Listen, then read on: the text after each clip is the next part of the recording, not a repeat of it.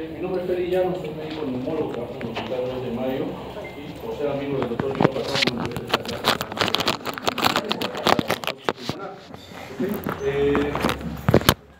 La idea es empezar con el tema diciendo esto les trae lo que uno piensa.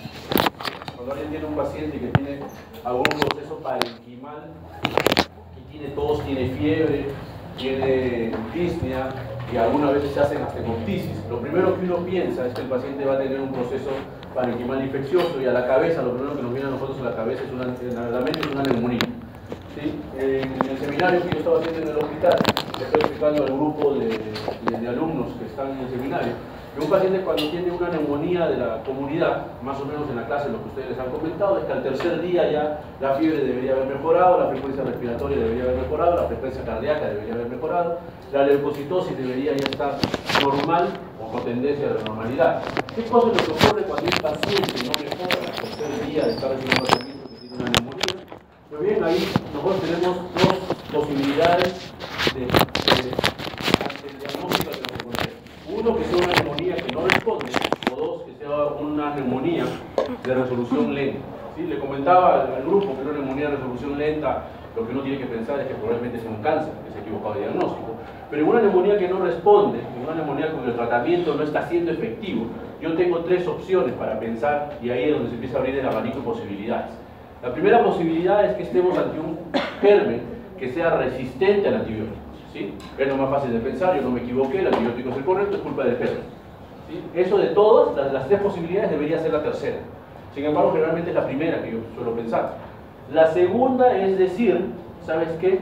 Me equivoqué de antibiótico.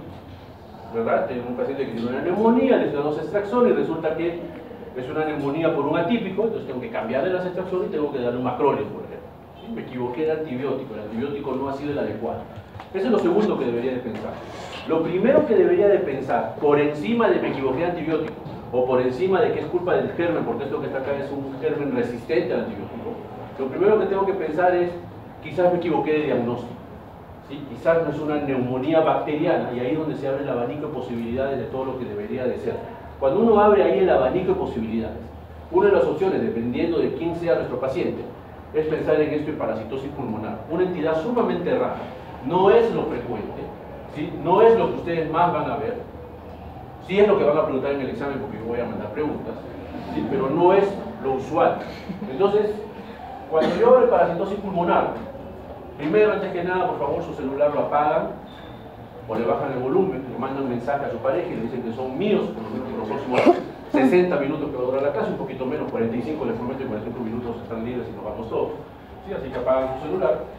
Y lo primero que uno piensa cuando está hablando de parasitosis es pensar qué parásito estamos. ¿Sí? Entonces, la mayor parte de parásitos que van a afectar al pulmón, la mayoría, son helmintos. ¿Qué cosas son los helmintos? Si usted recuerda su clase de microbiología, son aquellos parásitos que tienen forma de gusano. ¿Sí? No son todos, existen una serie de parásitos, pero estos que están acá son los que yo debería de pensar. Los helmintos se dividen en tres grandes familias. ¿Sí? Los céstodes, a la cabeza del equinococo granuloso, ¿sí? Causante de dinatidosis. Los tremátodos, ¿sí? Esquistosomas y paragonimos. Por si acaso, nosotros aquí en el Perú tenemos ambas entidades. Y si van a Cajamarca, una de las cosas que ustedes van a ver es paragonimos y van a verlo bastante. Y lo otro es nemátodos, ¿sí? Áscares, estrongiloides, que son los dos que nosotros tenemos en nuestro medio. Entonces, en el Perú sí existen parásitos, en el Perú sí hay parasitosis. La idea es pensar, ¿qué cosa es parásito? Parásitos son en parte ustedes, ¿verdad? Todos y cada uno de ustedes. Parásito es un tipo de asociación entre dos seres humanos, ustedes y su papá, que tiene consecuencias nocivas para uno de ellos, su papá, pobre su vecino. ¿Okay? La mayor parte de parásitos que afectan el pulmón nuevamente son helmintos, animales invertebrados en forma de gusano. ¿Sí? Parásito también puede ser considerado el niño que está dentro de la madre, ¿verdad? Cuando la mujer está embarazada está cargando con un parásito. La mitad de ese niño no es de ella, es del papá, ¿verdad? La mitad que es de ella es la que lo protege ese niño. Pero ese parásito está protegido, existe una asociación entre ambos seres, ¿sí? Donde hay consecuencias para uno de ellos, la mujer engorda, ¿sí? Yo conocí a mi señora flaquita, chiquita, está gorda, vieja, fea, toda. Entonces, eso a veces es una consecuencia por tener a mi hijo. Es parte de ser parasitado, ¿verdad? Entonces, cuando yo estoy hablando de parasitosis pulmonar, nuevamente es una entidad muy poco frecuente, muy poco frecuente. No es un diagnóstico diferencial habitual en la práctica neumológica. Mentira, ningún neumólogo le va a decir, ah, no, yo primero pensé en eso. Eso es mentira.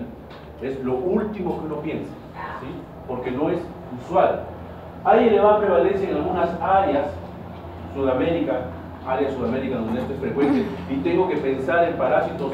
Perú, la selva peruana, hay bastante parasitismo. Sin embargo, no es lo primero que uno piensa. ¿Verdad? Uno ve una neumonía, un paciente que viene de hijitos, lo primero que ustedes tienen que pensar y lo primero que tienen que tratar es que esto es neumococo.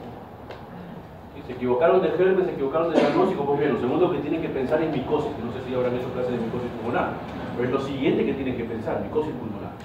¿Sí? Y si con eso no mejora, recién ahí empiezo a abrir mi abanico y una de las cosas que voy a pensar es parasitismo. Las características climáticas van a facilitar que el parásito supervive en el hábitat donde está viviendo, y a eso hay que sumarle que no solamente son características climáticas, sino deficiencia en medidas higiénicas y control sanitario. Está de moda que hay un brote, ¿verdad? Si lo llaman ministerio, de cómo se llama esta enfermedad, Guillain-Barré, ¿verdad? Un brote, ¿verdad? Y ya salió la prensa a decir, ¿qué hace el ministerio por el Guillain-Barré? ¿Verdad? Lo que nadie ha puesto a evaluar es que el Guillain-Barré que está ocurriendo en el norte del Perú es consecuencia del fenómeno del Niño y el mal proceso de reconstrucción que ha habido. Si ustedes han ido al norte del Perú ahora último, ¿sí? Yo vengo hace un mes más o menos, estaba en el norte, estaba en Chiclayo. Todavía hay gente que no tiene agua, hay gente que no tiene desagüe, ¿verdad? Lo fácil es echarle la culpa al Ministerio de Salud, ¿verdad? Los médicos allá no saben diagnosticar. Lo que pasa es que ahora todo el mundo piensa en Guillain-Barré. El primer paciente estoy segurísimo que nadie pensó en Guillain-Barré porque no es lo clásico. No es lo clásico pensar en una enfermedad rara. Una cosa que me decía uno de los docentes que me enseñó a mí justo neumología, cuando yo estaba como ustedes de alumno. ¿Sí? Una de las cosas, estaba pensando, ¿en qué año nació ustedes? 97. Sí, pero yo hacía neumología, ustedes estaban naciendo. Yo estaba pensando ahí, hoy día pues en la mañana me estaba manejando casi todo. Tienen la edad de lo que yo había entrado en la facultad. Yo entré en la facultad y todavía no nacía. Entonces su papá ni siquiera se conocía. Entonces en la facultad que era en 93. ¿Sí? Pero, muy aparte de todo eso, una de las clases que me decía uno de los profesores que yo tenía en neumología es que primero tienes que pensar en una manifestación rara de una enfermedad frecuente antes que pensar en una manifestación frecuente de una enfermedad rara. Si llega un paciente que todos tienen flema, le toma una placa, tiene fiebre, le toma una placa, tiene una condensación basal derecha, neumococo. Eso es lo primero que tengo que pensar. Y nadie va a pensar, ah no, esa es una estrongiloidasis pulmonar, ¿verdad? Con eosinofilia pulmonar, eso nadie va a pensar. Y si algún neumólogo les ha dicho que lo ha pensado de primera intención, les está mintiendo. ¿Ok? Existe una norma de que debe considerarse en cada visitante, turista, refugiado político, estudiante o un negocio diplomático que padece un trastorno pulmonar no explicado. Si estamos siendo invadidos por venezolanos, es la palabra, invasión total de venezolanos. ¿Sí? Y ellos están trayendo sus enfermedades de lo que ellos tienen allá, y no se olviden ustedes que Venezuela es casi el 50% de Venezuela es trópico. ¿Sí? Es algo que uno no se debe de olvidar, ¿verdad? Estos son todos los parásitos, ¿sí? De aquí va a venir la pregunta del examen, ¿sí? De este y de la siguiente diapositiva va a venir la pregunta del examen. Diga usted el parásito que estaba en la segunda fila, tercera columna. Son todos los parásitos que en teoría se deberían ustedes de aprender. La verdad es que no se lo van a aprender. Esa es la verdad. Lo que más que nada quiero que vean acá es que la mayoría de los parásitos son cosmopolitas, están en cualquier sitio. Solamente tienen que tener la característica de que hay clima favorable, higiene no favorable y el parásito empieza a desarrollarse. ¿Ok? Y esto que está acá sí es algo que sí voy a preguntar. ¿Sí? Les estoy avisando con tiempo, después no digan que los otros ya no es abusivo. ¿Sí? ¿Cuáles son los parásitos y los síntomas que los parásitos suelen producir con mayor frecuencia? ¿Sí? Básicamente yo me voy a centrar hoy día, porque no vamos a hablar de todos, básicamente en dos vamos a conversar hoy día. ¿Sí? Básicamente dos. La ameba y el equinococcus, que son los dos más frecuentes. ¿Sí? Los parásitos producen tos, ¿sí? Algunos más que otros. ¿Sí? Los parásitos producen sibilancia, y si llega un paciente que tiene tos y tiene sibilancia, ¿qué es lo primero que ustedes tienen que pensar? ¿Qué neumonía? Por Dios, eso es lo que va a pensar, ¿no? Que esa paciente tiene asma, ¿sí? Que posiblemente tenga una crisis asmática y lo van a intentar nebulizar. ¿Okay? Entonces, por lo tanto, uno no va a pensar en parasitosis. Hay pacientes que van a hacer disnea, hay pacientes que van a hacer neumonitis, que es una inflamación del parénquima pulmonar. Entonces, si viene un paciente a la emergencia que tiene tos, que tiene disnea, que tiene sibilancia, y que yo le encuentro a la radiografía de tórax signos intersticiales de neumonitis, ¿qué es lo que tengo que pensar? ¿Qué es lo primero que ustedes van a pensar? Tos, fiebre, sibilancia y en la placa de tórax, infiltrado intersticial bilateral. A predominio de base ya, salió más. ¿Qué es lo primero que tienen que pensar? ¿Té? ¿Por qué van a pensar en té? ¿Qué? Neumonía. ¿Qué es neumonía? ¿Por qué es ¿cuál? Neumococo, que el neumococo es el patrón intersticial. Neumonía por atípico. ¿Qué germen que tiene que pensar? Micoplasma. Es lo primero que tengo que pensar, ¿verdad? Este paciente haciendo una neumonía por un atípico que es secundario a micoplasma, posiblemente le voy a dar un macrólido. Ninguno de ustedes le va a dar albendazol. ¿Sí? Los parásitos van a llegar al pulmón, ¿sí? O pueden afectar al pulmón mediante básicamente 3 mecanismos. El primer mecanismo es durante una fase de su ciclo vital. El parásito, como parte de su ciclo vital, termina llegando al pulmón. ¿Sí? Van a afectar al pulmón tras la infección de otro órgano, o van a afectar al pulmón a través de infestación directa o invasión directa en el parénquima, en la pleura o en los bronquios. ¿Okay? Como parte del ciclo, por ejemplo, lo voy a tener en gástris. Como parte de infección de otro órgano que ha llegado ahí, por ejemplo, lo voy a tener en la ameba. ¿Sí? La ameba hepática, que va a afectar al hígado y va finalmente comprometer el pulmón. Y como por invasión directa, por ejemplo, el quisquiatídeo. ¿Sí? Entonces, cada uno de esos son mecanismos diferentes por los cuales el parásito va a llegar a entrar al pulmón. En algunas parasitosis, lo que yo voy a encontrar es, cuando tengo un paciente inmunodeprimido, independientemente de cuál sea este, pero básicamente VIH, sí, tengo que, cuando estoy pensando en parásitos, toxoplasma y cristoforidio, en el hospital hemos tenido el caso de un toxoplasma, el caso lo íbamos a publicar, no sé finalmente qué pasó. ¿Sí? Síndrome de Leffler, ¿saben lo que es síndrome de Leffler, verdad? Aquel paciente que hace eosinofilia, que hace sibilancias, ¿sí? Que hace neumonitis, ese es síndrome de Leffler. Ahí, por ejemplo, yo voy a tener a Ascaris, a Strongyloides como los dos más frecuentes. Absceso pulmonar, la ameba, ¿sí? Que también hemos tenido casos en el hospital, y el equinococo granuloso. Y nódulo masa pulmonar, básicamente el quisquiatídeo. Entonces yo voy a tener diferentes presentaciones en los pacientes, y estos pacientes, según lo que yo vea, me van a ayudar a poder encontrar las causas. Les dije que voy a hablar básicamente de 2 parásitos, ¿sí? De ameba y de atidosis pulmonar. ¿Okay? ¿Qué cosa es la ameba? La ameba es una enfermedad más o menos frecuente en el Perú, ¿sí? El 50% de las personas que viven en Huancayo teóricamente están infectados por ameba. ¿Sí? La prevalencia va bajando. En Lima más o menos es un trabajo que se hizo, que lo hicieron en el hospital Politunale, más o menos la prevalencia en Lima, donde ellos encontraron en un 3% de personas que tenían amebiasis, ¿sí? Es un trabajo más o menos del año 2012.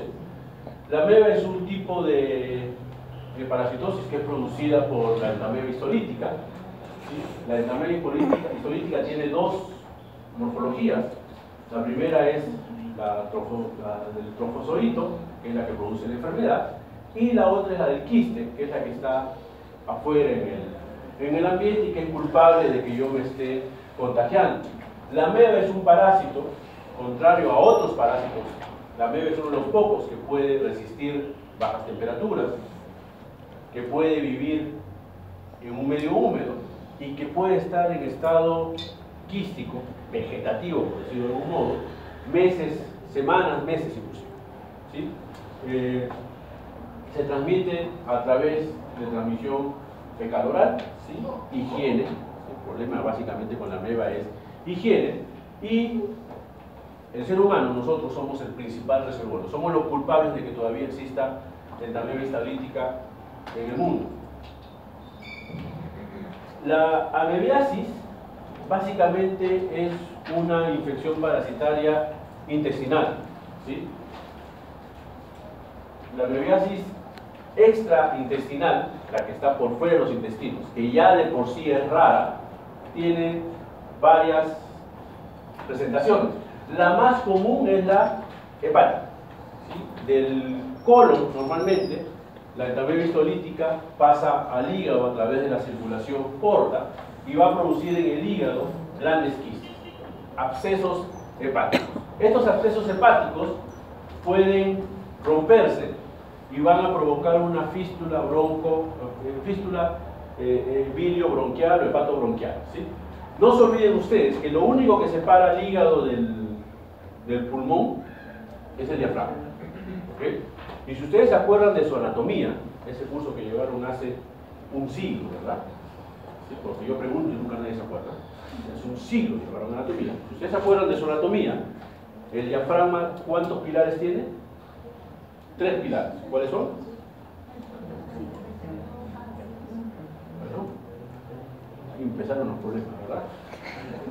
Sí, 3. El anterior, el posterior y el intermedio, o lateral. Y los 3 pilares se mezclan y se terminan uniendo en un circulito que tengo en el centro, entre comillas, que es por donde va a pasar, ¿qué cosa? ¿El esófago? No. La aorta, ¿sí? El esófago son otros rolitos aparte. Ahí pasa, ahí se unen los 3 pilares, se une la aorta, ¿sí? Esos 3 pilares son como 3 hojas de papel. Yo tengo un cuaderno, tengo 3 hojas de papel y las 3 las voy a juntar en un solo lado. ¿Sí? Cada una está naciendo de una punta, las junto en un solo lado. Definitivamente, si yo todo lo pongo dentro de un área, va a haber un espacio en donde va a haber zonas en donde no haya papel. Lo mismo ocurre en el diafragma. El diafragma tiene una forma de cúpula, ¿sí? Una forma media convexa, en donde hay zonas en donde no hay músculo. Y obviamente, como la parte abdominal normalmente no tiene nada de líquido, el escaso líquido peritoneal, eso se entremezcla con el escaso líquido pleural que nosotros tenemos y uno no tiene mayores molestias. ¿Qué cosa es lo que ocurre cuando hay un absceso hepático?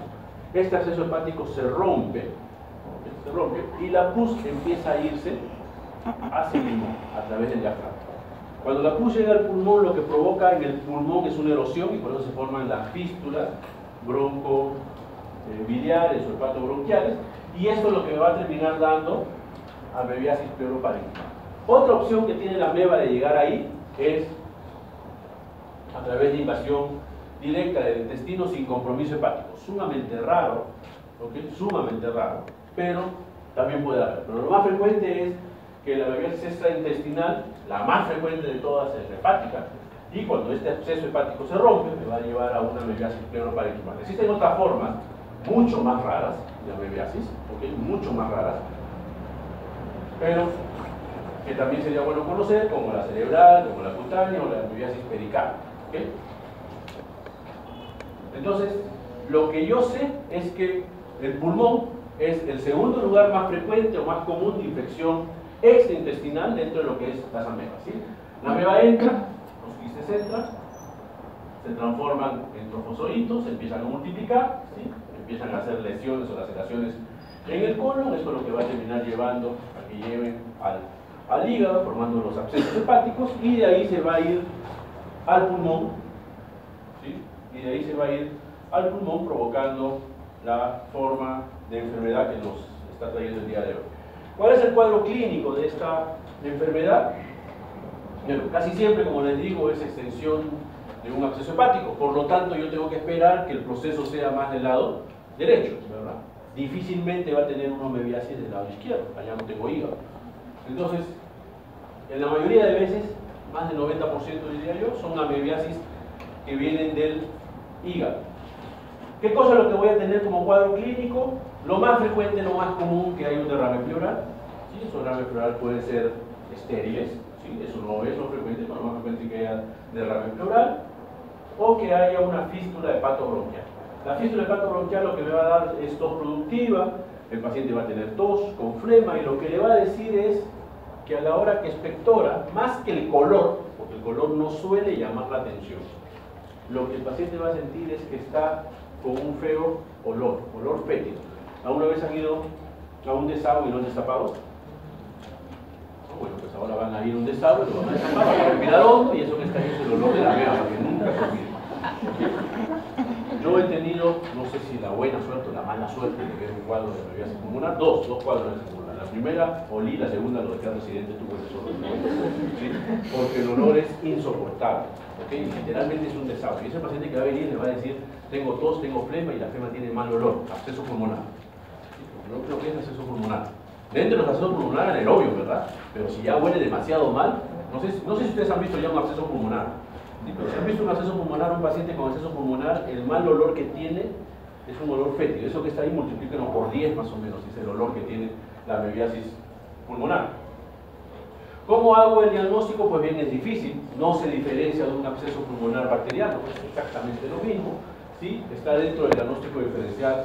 Absceso bacteriano que no mejora, esto es tuberculosis, esto es cáncer abscedado o esto es una parasitosis, de la parasitosis ameba, lo más probable, ¿sí? Y lo que tengo que hacer es básicamente tratar de aislar el germen, ¿sí? ¿Dónde aíslo el germen? En pleura o en esputo. Difícil que lo consiga, ¿sí? Bien difícil que lo consiga, pero igualito vale la pena el intento. Como les digo, yo he visto dos casos de amebiasis pulmonar en el hospital. Ambos casos pudimos hacer el diagnóstico, uno por líquido pleural y el otro por esputo. ¿Sí? Pidan ambos procedimientos, esputo y líquido pleural, para que mejoren un poco la sensibilidad. Como les digo, según la literatura es rara, yo he tenido la suerte de ver dos y los dos han salido cultivos directos, uno en toracocentesis y el otro en esputo. ¿Qué cosa es lo que le voy a dar a estos pacientes? Algo sencillísimo, metronidazol. ¿Sí? Normalmente a nosotros o a ustedes, yo me incluyo, nos han enseñado que cuando tengo un paciente con absceso pulmonar, ¿cuál es el germen? ¿Cuál es el germen que es más frecuente en absceso pulmonar? ¿Cuál es? ¿Estococo? No. Estafilococo tampoco. Anaerobios. Sí, eso es lo más frecuente. Absceso pulmonar igual a anaerobio. No sé si han hecho clase de absceso pulmonar. ¿Sí? Pero absceso pulmonar, ¿no han hecho neumopatías supurativas? Todavía. Ahí vamos a hablar de absceso y bronquiectasia. Lo más frecuente es anaerobio. ¿Okay? Entonces, si yo tengo un paciente que tiene anaerobios, ¿cuál es el antibiótico que le tengo que dar? ¿Qué le dan en tratamiento de absceso pulmonar? ¿Qué es lo que le dice su lógica? Entonces es algo bueno para matar anaerobios. ¿Cuál? Bueno, ya me he hecho microbiología. No voy a aprovechar que estoy acá, voy a hacer una cita con el decano. Me han dado unas hojas así, tengo que calificar, no sé qué cosas tengo que calificar, de verdad. Me pasó toda la mañana que estoy en el ministerio, sin escuchar nada, que estaba llenando las hojas con el nombre de los que son de mi grupo, nada más, te voy a faltar todos los demás. Ya todos ya les puse 10, ya más fácil. ¿Sí? Inclusive a los que van a anotar otra semana, ya saben su nota, la otra semana, ya tienen 10. ¿Ok? ¿Qué antibiótico tengo que dar? Ceftriaxona y clina. Ceftriaxona y clina. Hay un antibiótico que maltratan mucho. ¿Sí? Hay dos antibióticos que realmente maltratan mucho en general los médicos. Uno es el cloranfenicol. ¿Sí? Ay, le tiene fe a todo el cloranfenicol. ¿Sí? El cloranfenicol. ¿Cuál es el problema del cloranfenicol? Efecto secundario más frecuente del cloranfenicol. Pregunta examen de residentado. Anemia plástica. ¿Sí? En el Perú hemos usado cloranfenicol años y ningún anémico hemos tenido, por lo menos aplásico. ¿Sí? Anémico otra cosa tenemos un montón, ¿verdad? Con anemia plástica ninguno. El cloranfenicol es un antibiótico que lo inventó un ruso en plena Guerra Fría. Entonces, ¿quién cree que le dio la fama de ser anemia plástica? Estados Unidos.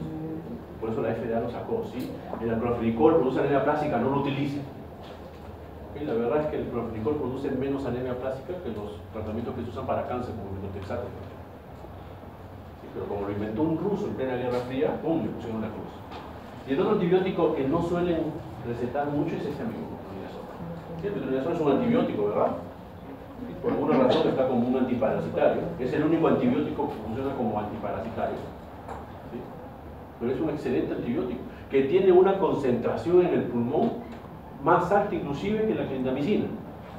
¿Sí? Tanto así que hace un par de años salió un artículo que proponía en absceso pulmonar dejar de dar clindamicina, cuya concentración en pulmón no es tan alta, y pasar a usar este amigo que es el metronidazol. Pero si tienen un absceso pulmonar y no saben si es por tuberculosis, si no saben si es por anaerobio, no saben si es por parásitos, usen metronidazol, que también tiene algún efecto bactericida en el caso de tuberculosis. ¿Sí? es un antibiótico muy interesante, el metronidazol. Se puede dar vía oral, se puede dar vía endovenosa, y es el tratamiento de elección en el caso de las amebas. Otros son estos ya antiparasitarios, el tilidazol, y esos son básicamente el tratamiento de las amebas. ¿Sí? Nuevamente, la ameba es un parásito intestinal, así que una forma también de hacer diagnóstico, no se vayan a olvidar, es con un examen directo de heces. Yo también hago el diagnóstico. Idealmente, a propósito del siguiente parásito que vamos a hablar, idealmente todo paciente que tiene un absceso pulmonar deberíamos pedirle una ecografía abdominal. Todo paciente que tiene un absceso pulmonar deberíamos pedirle una ecografía abdominal de inicio, que quizás en el 90% nos salga la ecografía abdominal negativa, porque los abscesos son más bacterianos, pero nos puede ayudar para dos abscesos pulmonares, para el anterior que hemos visto, que es la ameba, la amebiasis pulmonar, y para este otro que es la hidatidosis pulmonar. Sí, el parásito más conocido por todos nosotros, de esto sí hay un montón de trabajos, ¿sí? Es el resultado de la infección del pulmón, o del contagio del pulmón, de formas larvarias del Echinococcus. El ser humano, no hay que olvidar que no es un hospedero definitivo, es un hospedero intermedio, ¿sí? De casualidad el ser humano se contagia, diferente de la ameba. ¿Sí? La ameba nosotros hacemos que se mantenga la prevalencia alta de esta enfermedad, aquí no. Está considerada como una enfermedad zoonótica de distribución mundial, no es una exclusividad del Perú, está en todo el mundo esta enfermedad. ¿Qué cosa es lo que ocurre con el Echinococcus? Pues bien, yo tengo el quiste, que es el culpable, pasa normalmente al perro, que es el huésped definitivo, y el perro elimina a través de las heces este parásito que va al huésped intermediario, que es generalmente la oveja. ¿Sí? Esa es la lógica y la diagnóstica que nosotros nos enseñaron cuando estábamos haciendo el curso de microbiología, y ese es un ciclo que se repite y se repite y se repite, y en algún momento pasa lo mismo. ¿Sí? El hombre se comporta igual que la oveja. ¿Sí? No somos más que un rebaño, ¿verdad? Todos juntitos han venido acá. Un rebaño. ¿Okay? Nos comportamos igual que una oveja, que terminamos siendo huéspedes intermedios de esta entidad que es la hidatidosis. La hidatidosis va a entrar por el intestino, ¿okay? Igual que el anterior, y es así, inevitablemente, a través de circulación corta, llega al hígado, eso es inevitable, y a través del hígado es que llega al pulmón. ¿Okay? No existe hidatidosis pulmonar sin compromiso hepático, o sin haber pasado, mejor dicho, por el hígado. Sí puede haber hidatidosis pulmonar con ecografía hepática normal, eso sí puede haber. Lo que no va a existir es hidatidosis pulmonar sin que el germen o el parásito haya pasado por hígado. Diferente de la entameba. La entameba hasta en un 90% pasa por el hígado, pero hay un pequeño porcentaje, 5-10%, que no requiere pasar por el hígado, directamente del colon se va al pulmón. Aquí no, aquí sí tiene que pasar por el hígado sí o sí, porque todas terminan concentrándose en el hígado. Y de ahí se van a ir al pulmón. ¿Ok? Es un trabajo que es del año 2005.